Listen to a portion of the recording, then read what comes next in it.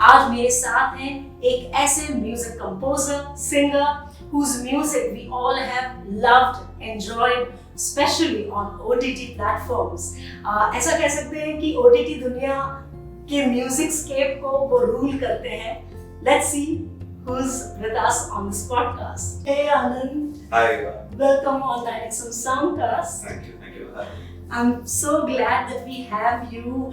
We totally missed, meeting you during the, launch, the release of Showtime, and I think, you have come a long way because we all have enjoyed, Anand Bhaskar collective, especially on YouTube, long before this entire indie music revolution sort of, started. I must say that, right from Mirzapur, the 1, 2, 3 series, you have come a long way. So it's absolutely our pleasure to have you on the podcast. Thank you for recognizing my work, and it's refreshing that people actually are aware of what I've done before actually calling me on a podcast. So I'm very happy. नहीं, एक बात मैं कह सकती हूँ कि मतलब एक वर्ड नहीं पर दो वर्ड्स हैं to describe Anand Bhaskar's music, if you had to, is colorful surprises. Like it's always varied. Your soundscape, be it in your independent releases, way before Mirzapur and all, and then when you listen to Mirzapur songs, or when you listen to now Showtime. It's so varied and it's so full of surprises always. So is that an intention, or because right from alt rock to so much of desi flavor that the script demands? So for me, I think I'm the one first getting surprised by these compositions and these briefs, because for me, I write a vocal melody. That's my first goal. सबसे पहले मैं वो धुन बनाता हूँ, and then वो धुन जिस genre में जानी चाहिए वो उस धुन का composition decide करता है.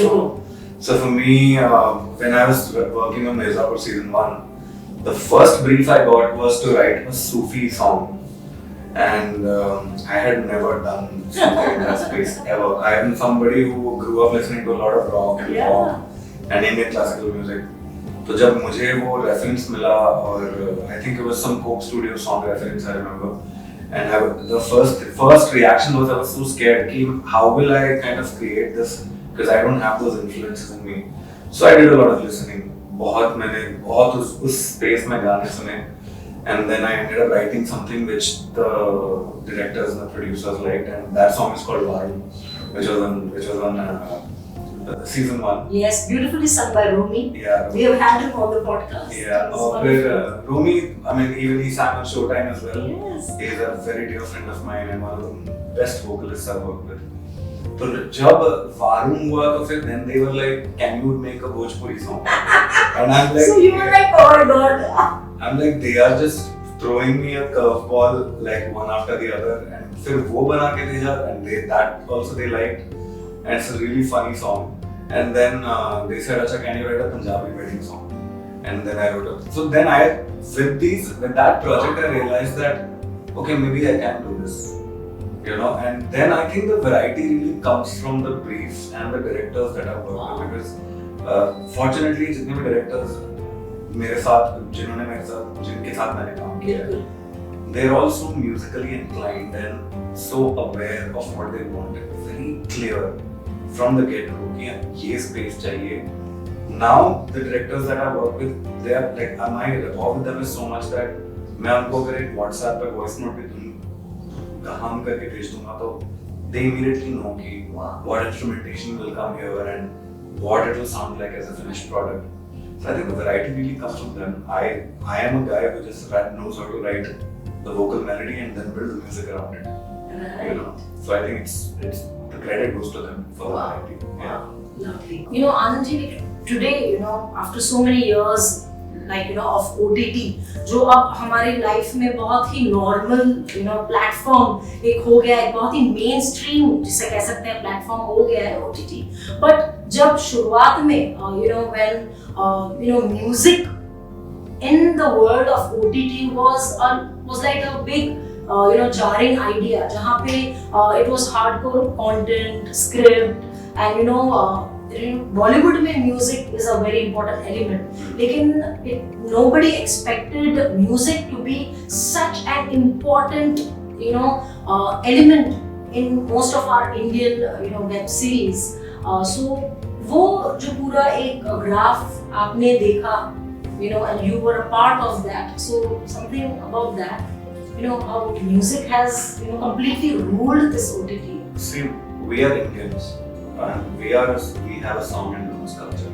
मतलब संगीत हमारे social fabric का इतना अहम हिस्सा है कि we can't really ignore it. Absolutely. Even if we want to. Right. And उसमें भी I think there are demarcations. Like for example, when we are talking about films, the songs are very, very important. Which is why the songs are given that much sort of impetus and so much promotion goes behind it. And then there's the score. Yeah. But I still feel the score is a lot more important than songs because किसी भी film में आप अगर गाने काट देंगे या mute कर दें तो भी लोग फिल्म देख पाएंगे. लेकिन अगर आपने बैकग्राउंड स्कोर म्यूट कर दिया तो the story will not come alive at points that it needs to be. Lovely. So I think what happened with OTT is सबसे पहले तो ये था कि because Bollywood as a film industry is along with the fact that they are writing interesting stories, it's also a business.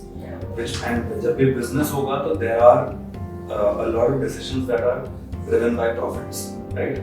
So if somebody is doing a good job, there are these top composers like Anand Bhaskar, people will go to them because they've proved themselves. It's sort of hard for newer composers to come and get projects. Like for example, how Amit got sort of exploded was because of Devdi.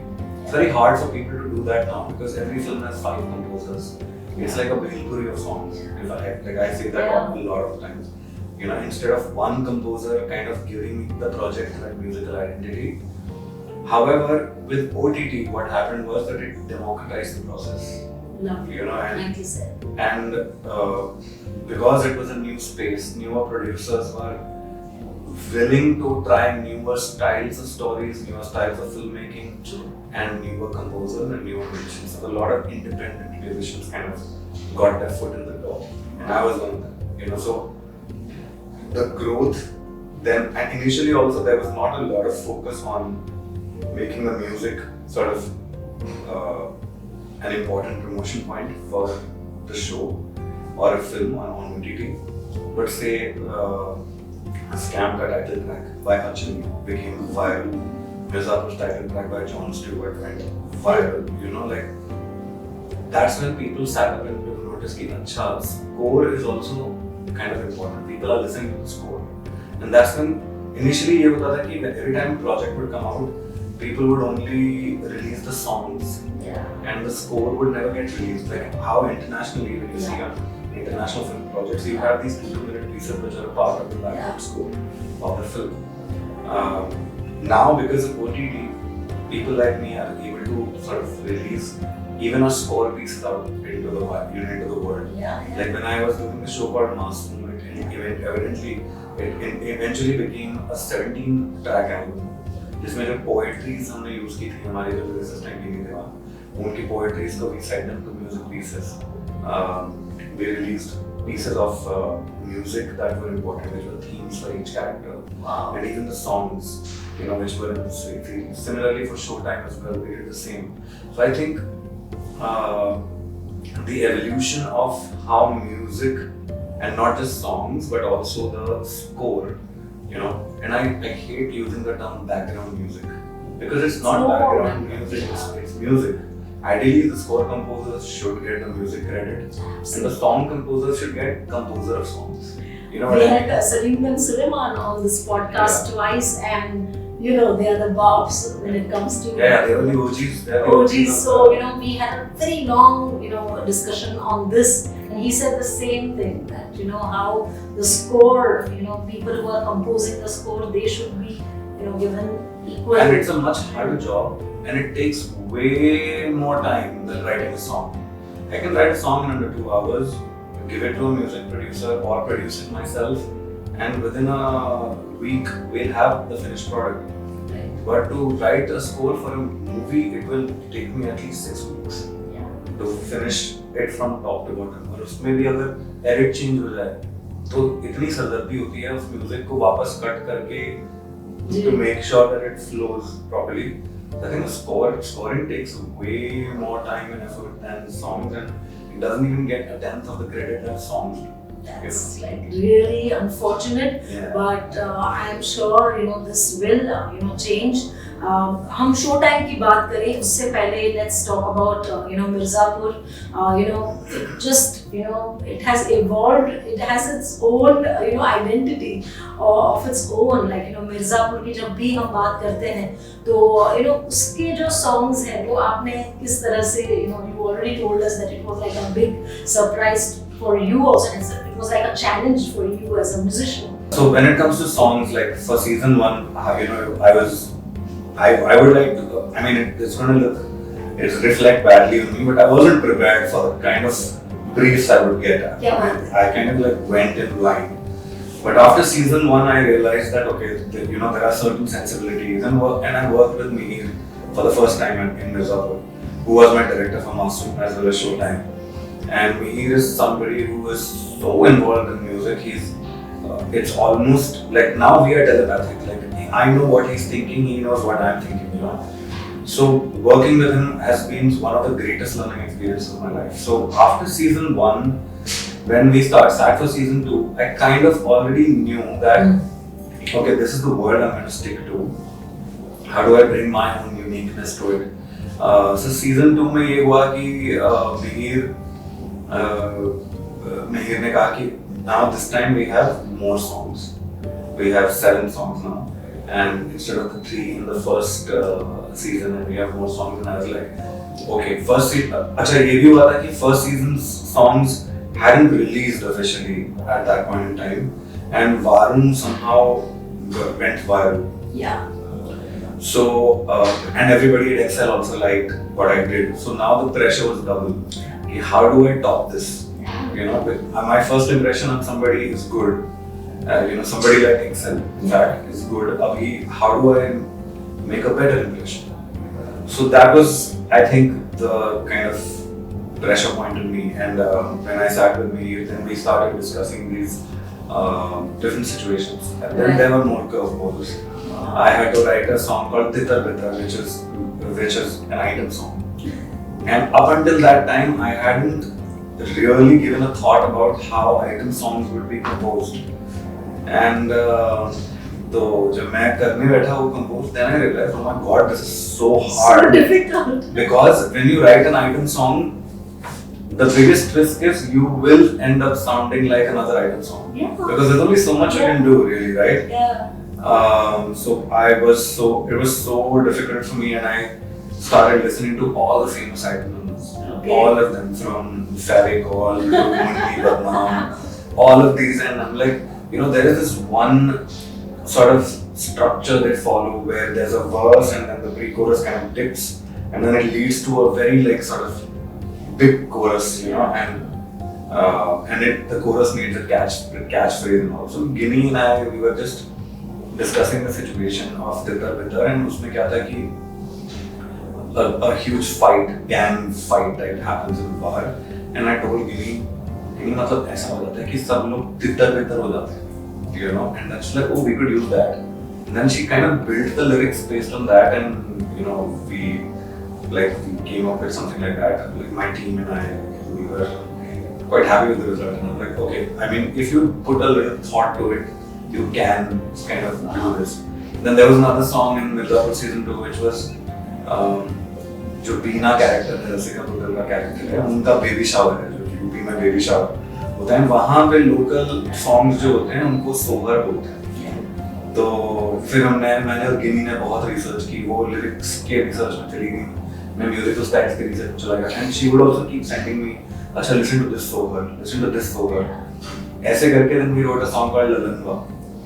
And when I wrote it for the episode, Mihir came up with the idea, what if we give it a hip hop twist? And I'm like, that's interesting. Let me see what we can do. So I just started tinkering around on my software, which is Logic, and I started tinkering around it. We came up with a groove which was very hip hop with a bass line, but the vocal delivery was very rustic, very folk.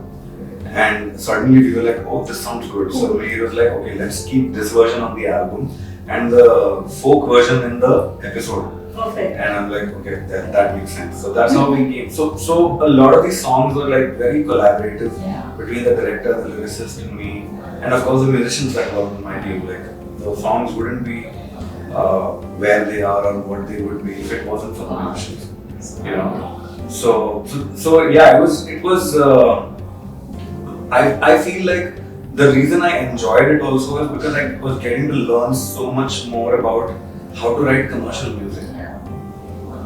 Which, when you're restricted in the indie space for too long and when you're used to writing for yourself, you don't realize that कि commercial music लिखना भी एक art है और बहुत challenging है, बहुत ज़्यादा. मतलब कभी-कभी मैं सोचता हूँ कि ये अमित और प्रीतम दा और ये लोग कैसे मतलब with every film, every song is a song, even if you know some of the sort of like some of the songs may not register with us, let's say as musicians, but the audience just loves them. Like they have cracked that. There's something about this, the way they write the songs की audience पकड़ लेती है उनका. बिल्कुल. And you rightly said that commercial space जहाँ पे everything is done and yet you have to again हजार love stories आ गई, हजार crime thrillers हैं, so the space becomes more challenging. Yeah, very saturated for sure. Absolutely. So Mirzapur की ही बात चल रही है तो folk music की जो हमने बात की, how what sort of influences have happened in your life as a musician? अगर folk भी अगर कभी भी रहा हो या फिर when you are doing a lot of your independent music, a lot of rock is what we listen to. So something about the influences in your life? So when I was a child, I would sing literally anything that was being taught to me. So my mother is a huge fan of classic Bollywood music, and I have heard music from films that go as as back as sort of 1950s, I would say. So I grew up on a lot of that music, and my father and mother, they were a huge fan of Malayalam film songs, and back then they were very classically sort of, they were based on a lot of Carnatic classical. So I grew up listening to that, a lot of it. And then school mein aisa hua ki then somebody introduced me to Michael Jackson, and then somebody introduced me to Michael Williams to rock, and all these artists, and so I got into this pop electronic space while listening to them. I think it was around the 10th or 11th standard when one of my friends gave me the first gave me a Metallica album called Black Album, and when I heard that song, I don't know if I was why I was pissed off, but I was just a pissed off teenager, and I was a rebel without a cause really. बस गुस्सा था मुझे, and I was like, पता नहीं किस चीज़ पे गुस्सा है, पर गुस्सा आ रहा है, maybe it was a hormones or whatever. And then I bought that Metallica album in my cassette player, and I remember my dad had gotten me a 2-in-1 because he knew how much I would listen to hours and hours of music. And the first time I heard, so I played that song, and for some reason it was not the first song on the A side of the album, it was the second song जहाँ पे वो album रुकी हुई थी. I played it. It was a song called Sad But True, which is a really heavy, groovy song, and I suddenly like wow, what is this music? I want to hear more of it, and that's how I got into metal. And then, in fact, interestingly enough, I got into heavier music first, and then I started exploring more and more rock. I started listening to a lot of Pearl Jam, and that's been a great influence on my writing. Alice in Chains and lots of Creed, Alter Bridge, all of this factor. I just got into the whole alternate rock scene. In addition to a lot of metal like Metallica, Black Sabbath, Lamb of God, all of this. So even now, every day I listen to at least an hour of rock music. It's just something that's my staple. In fact, I was in a meeting with a director like one of these days, like a few weeks ago, and they said that whatever music you've made us listen to, eventually bring it back to some sort of rock influence, which is very evident in your music. Yes. And because I also trained in Carnatic vocals for like nearly 20 years, so there was like a funny mixture of vocal melody with sort of rock sensibilities, and I think somewhere in between I got a little saturated with rock music, and I was like, okay, let me listen to something else. And I used to, at that point, up until that point in time, I used to hate electronic music. I was not a big fan of EDM or trance or whatever. But because I was so saturated with the music I was listening to, I started getting into EDM. And for some reason I started liking it because it was so new and fresh for me. So then I started discovering these artists like Infected Mushroom, Acid Trains, Almond and then I slowly went into heavier forms of music with Skrillex, with all these sort of now people who are now popular. Totally. And I think all of that really influenced me into who I am today. And I listen to a lot of old school hip hop as well, and a few newer artists as well. And there's a lot of Indian hip hop that I like. There's Divine, Brother V, and I've been listening to a few of these new songs that Badshah has been putting out. There's a song called Daku, which is really catchy. This vocalist, who's also a friend of mine, Sharvi, she's an insane vocalist. She is. And at the moment her part comes on, you suddenly get this goosebumpy feeling. Really good. I just discovered it on, not just, but like a few weeks ago when Sharvi posted it on Instagram. I discovered, I was like, what is this chorus? Let me just go listen to the song. And it's pretty good. Like, it's good to see like, newer and fresher kind of sort of music coming from our country. Absolutely. Hip hop की आपने बात की तो obviously we have to talk about Bombay, Showtime, and lovely. Oh my God, that just sets in the tone, of that character, and Mumbai, Maya Nagari, and Bollywood industry, and all of that. The series is about. So let's talk about Showtime. So that How was crazy was it? And how it was again. So this was my third time working with Mihir, and I remember after we finished Masoom, Mihir was like, "Now I'm going to start working on something else soon after a break, and that's going to be fully commercial." And I was like, "Yeah, man, I need something very commercial because Masoom was so world music and Punjabi folk, and Mirzapur was so rustic, and I wanted to do something very commercial, something that spoke to consumers of commercial music in cinema, right? So I've been telling Mihir ki kuch karte hain, and a lot of the times what happens is if I write a good song, I send it to him. Just give this a listen, let's see what comes out of it. So मैं कुछ ना कुछ ऐसे करके उसको हमेशा भेजता रहता हूँ. So when we started working on this album, I think the first song we did was a song called Hara, because they gave me the situation and everything, and I was like, okay, cool, let me see what I can do. And then I sent him the melody without even using the lyrics. He's like, this is locked.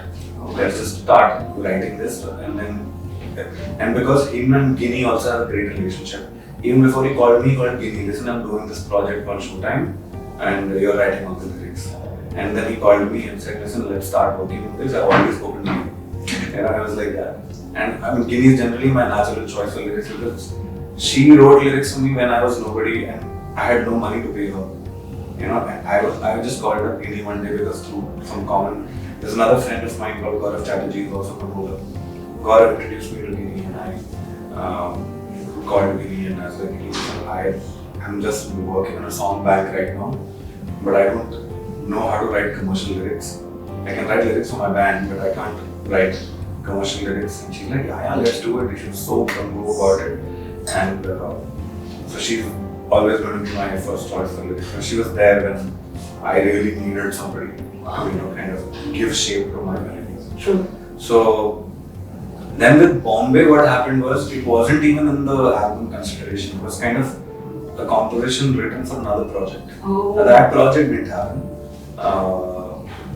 So when I finished writing it, I just sent it to Mihir. You know, Mihir, tell me what do you think of this? He's like, this is interesting. You know, if that project doesn't work out, we will use this song. And it didn't work out, unfortunately. I would have loved working on that as well. But jo bhi hai, so we were destined to work on something. So when I and back then it was just Ramya's vocals. Kaisa ye jungle hai, like just those parts. And I sent it to me. It's like, this is interesting. Do you think we can add a rap to this? So Pratika, who I've known since she was 14 years old. Since she was a kiddo. And Pratika's brother Pritesh is a very dear friend of mine. Pratika is also like a very dear friend. They're like family for us. And Pratika has been doing a lot of great rap and hip hop work. Even though she's actually a rock vocalist and she can really sing well, but she's just taken off in rap now. So, and I was like, ek na ek din to kabhi na kabhi to we'll definitely like get Pratika to do something for us. And when this opportunity came, I called her up and I was like, let's do something. And then the other project that didn't work out, I had done another rap song for it, which Pratika only wrote and rapped. Wow. So then it was kind of like we had that comfort level. So then we got together in a room. Ginny had written initially a few rap lyrics, which weren't sort of very rap, there were more lyrics. The Ramya's lyrics she had already written. Okay. So I was like, Ginny, would you mind if Pratika wrote the rap bits because rappers kind of get that flow? Yeah. She's like, no, for sure. So cool. So then we got them in a room together and when we kind of jammed on it, and then the whole idea of what the lyrics should say, because our Mahima's character, Mahika Nandi, is someone we've all been that character. We've come to Mumbai and the first thing we know, oh my god, itna rent dena padega. Oh my god, train mein yahan se yahan tak karna padega. 4 घंटे travel करना पड़ेगा. All of that was so new for us. I am not originally from Bombay. मैं तो masters करने आया था यहाँ पे. And so we were. Everybody can relate to that character really well. So when Pratika came and sat and she started writing, Mihir kind of told her, this is the struggle, and then we showed her the scene. And then she came up with something. So she basically took what Ginny had written, she repurposed it, and then she added the whole Mumbai lingo to it, and the whole song is about being confused and there's no resolution. There's no like just getting shocked by the in the chorus is koi hu main ulji hu main. There's no resolution. It's just about being lost. And it's fine. I mean, it's fine to be lost because only then you'll find your way, right? So that's how the song really came about. And then while I was producing it, I was like, okay, what do we do to make it more Mumbai, make it more Maharashtra, And just for fun, I chose like a Nashik Dole sample and I like kind of chopped it and put it in the song. And suddenly there's this local flavor in the song, and I'm like, this sounds interesting. So I immediately bounced it and sent it to Mihir. And he's like, I love it. And Mihir is gung-ho about Indian elements. No matter how pop and electronic you make something, if you add an Indian element to it, and you add it well, like not just for the sake of adding it, he just goes nuts. He's like, oh, this is amazing. So that's how that dole bit came in the whole thing, and then we kind of like worked on it and recorded a song. It was good fun. I really enjoyed it. And this is also like one of those albums where, except Mahru, I produced everything else myself. Like I produced all the songs. So yeah, it was good fun. So as I said, like his music means colorful surprises, right? So because that's what it just takes you back. Oh my God, what just happened? Where has he gone? What did he just do? So that's the beauty of it. It's amazing. What was the feedback, the response of the producers of Showtime? Or Imran himself? So I haven't gotten to interact with Imran yet. I saw him at the screening, but because he was busy talking to other people, I couldn't really get a word in on. didn't want to go disturb him. But I met Rajiv, he was very sweet to me, very, very sweet. And he was, in fact, even before I met him, he actually commented on one of my posts saying, I love the score, you know. And Mahima has been very sweet to me. You know, she's also said, I love the music, love the title track and all of that. The producers, the head producer, Anand Bhaskar, actually called me and said that people are really liking the score. Because I don't read reviews. I think I have enough anxiety as it is. And reading reviews and so on. What happens is that if somebody ends up trolling me or trolling or something, and I feel this urge to respond. And my bandmates have constantly been berating me and kind of keeping me in check, you know. And you know, my wife as well, that don't respond, you know, you are way above this.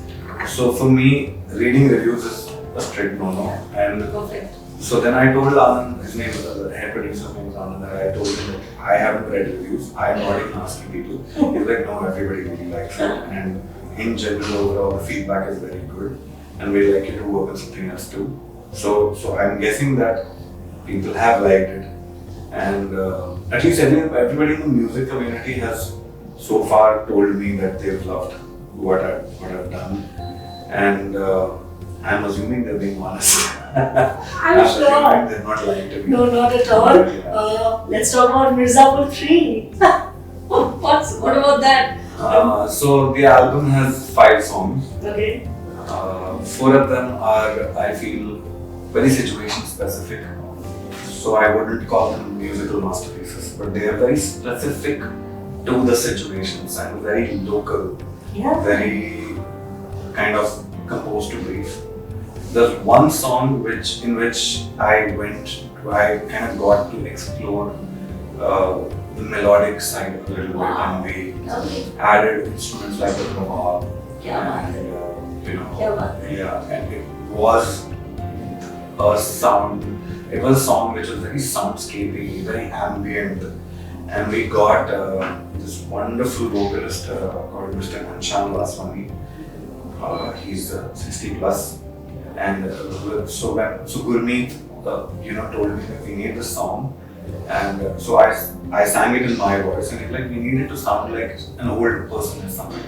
You know, sorry Ghanshyam sir, I'm not calling you old, I'm just saying somebody who's mature. And when I sang it, Gurmeet was like, listen, I sang it trying to make my voice really low like this.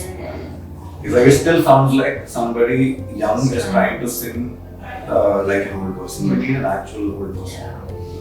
And so then I reached out to a bunch of my other composer friends. And there's this composer duo that I work with as a singer called Rohan Vinayak. And I called Rohan and I asked him, yaar aapko batayega aisa nahi somebody, and he gave me Ghanshyam sir's number. And Ghanshyam sir has worked a lot with Jagjit Singh. So when I called him, he was sweet enough to yeah, I will come home, I will come over and I will record. And then he came over and recorded, and that performance, the moment his voice hit the microphone, I was transported. It was something else. But that's one song that I'm really looking forward to. The rest of the songs are unintentionally sort of humorous, in the sense they are written for the sort of brief that was given to me. So 3 of them are like that. And then there's one song which is semi-classical in nature. So there is this classical-based folk singer that I really love working with is Vidya Gopal. So this will be my first outing with her. And there's another singer called Keka Kushal who I've worked with on countless projects. She's such a dear friend. So she sung on, I think, all 3 seasons. This is her 3rd time singing on Mirzapur. So yeah, that's pretty much it. Those are the songs from Mirzapur season 3. Amazing, thank you. And on this podcast, we will always seek this response, this answer from our guests, is that what are your learnings as a musician in this industry, that you would like to give some guidance, some tips to upcoming talent, musicians who are trying to make it happen. So some 2-3 such sort of tips or See, I would love to share everything I know, and that's been my approach forever, because there's nobody there to guide me when I was studying, came out of school, college. So this is not a one size fits all advice, but it worked for me, and others can try it, and if it works for them, great. For me, firstly, the first thing I would tell every musician and artist out there is to be kind to others, and there is nothing to be gained out of putting other people down. People, you cannot be who you are without the people around you. You need them, and you need them not in the sense that अच्छा काम इनसे काम नहीं करवा लेता हूँ. You need to understand that other people make you who you are, and not just you. So that's something that I feel I learned, very sort of intrinsically after I became a musician. The second thing is nothing substitutes practice. You have to practice your core skill. If you're a singer, you have to sing every day. Even if you're not sitting down to do classical riyaz, just sing for an hour. Maybe put a playlist you like and just sing all the songs for it. And our country, this is something that I really want to put out there, and I hope people pick up on this. Our country is a very, very, very singer-driven country and an actor-driven country. Yeah. So what happens as a result of that is, सबको singer बनना होता है, and they focus so much on singing that they don't pick up the other skills that are required to be a musician. So most of the singers I meet, they don't know how to play the guitar or any other instrument. They don't know music production, and I feel like you should pick up those skills, because your goal should not be to become a singer. Your goal should be to become a musician. So because what happens is that, देखिए अगर कोई hit गाना आता है तो लोग बोलते हैं अरिजीत का गाना है, या जुबिन का गाना है, या बेनी का गाना है, but the conversation about the composer is drowned out. Sometimes people say Ranveer Singh ka gaana hai, Being in the music industry, we definitely feel the. And I feel like if the composer was not there, the song wouldn't exist.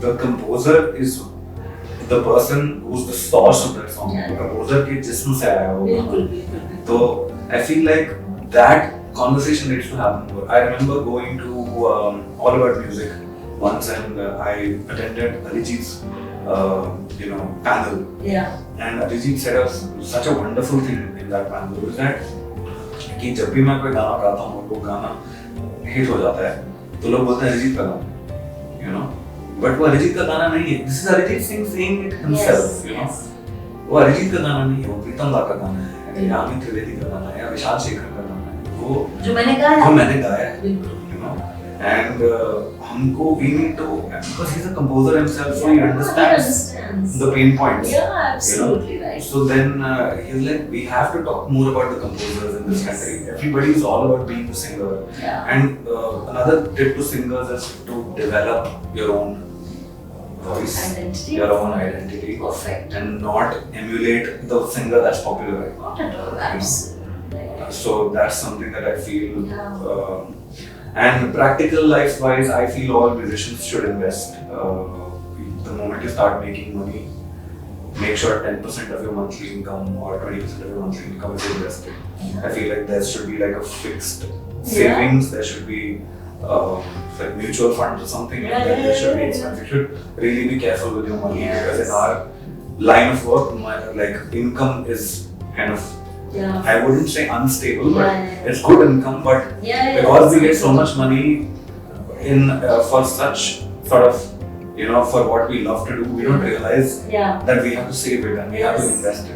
So I think that's something that I feel, practical. It has to be done. Because when the pandemic happened, a lot of musicians had to go back home. And I don't think that's great. That's an ideal situation for any musician. And the flow of money is erratic, right? Erratic. So that's the right, advice that you have given. Wonderful. This is like really, helpful, I'm sure. And yes, I think now is the time when I'm going to not let him go without singing. Yes. Now we're done enough of talking. Yes, so we want to hear something, and the choice is absolutely yours. Let's hear something to make this podcast musical. Okay, so I'm gonna sing a song called Fast Se, which is a song on my band Anand Bhaskar Collective's discography. Yes. So here goes nothing. I don't have a guitar, so I don't know if it's gonna sound nice, but yeah. I'm sure it's going to sound nice. ख्वाबों में तेरे उड़ने लगा हूँ, कुछ ख्वाब खुद के बुनने लगा हूँ, यूं दूर तुझसे रहते हुए अब दिल की नसीहत सुनने लगा हूँ, हर लफ्ज़ से कटते हुए, हर याद से मिटते हुए, ये फासले, ये रास्ते, ये दूरियां अब है कहाँ, देखूं जिधर तू है वहाँ, कुछ भी नहीं अब दरमियाँ. Wow, thank you. I must say that we don't realize the privilege of having singers and composers sitting right next to us on the podcast and singing so beautiful, so amazing. Thank you so much for being here with us on 9XM. First, I think we can all take a learning from this. There is so much independent music out there. There's so much, and of course Bollywood music is great. I am a part of Bollywood. So I'm not saying don't listen to Bollywood music. I'm saying also listen to music that's not a part of Bollywood or the mainstream radio station music that's given to you. Go check out independent playlists by Apple Music, Spotify, Ghana, JioSaavn. They and 9XM. There are these amazing independent artists out there who write music in Hindi, English, Tamil, Telugu, Marathi, like the language that you prefer, the language that you speak.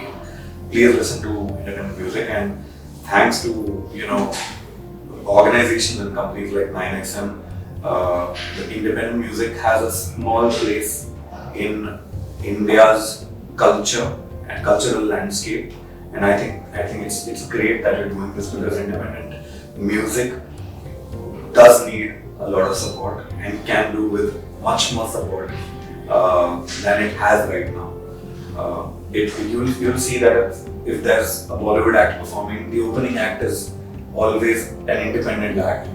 Make the opening act the main act. Yes. Make the independent artists that you see, make them the main act. So I think that's something. And about the podcast, well, so refreshing that somebody has heard all of my music and has come with informed questions and asked me such relevant questions. I actually had a blast really. It's rare, because a lot of times, but I understand that music journalists are busy, so they don't have the time to go through your entire catalog. But thank you for doing this. I feel so respected. I feel really respected. Always. It was a very big thing, like you coming over here, coming to us out of your busy schedule, but lovely chatting with you up close and personal. So I'm sure that our listeners and our viewers have enjoyed this episode. Thank you, Thank you.